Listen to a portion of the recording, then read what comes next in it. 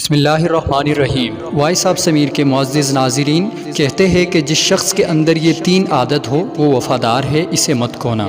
تمہارے لیے وہ چیز پسند کرے گا جو تمہارے لیے بہتر ہو، تمہاری جذبات کی قدر کرے گا، تمہاری منہ پر تمہاری تعریف نہیں کرے گا۔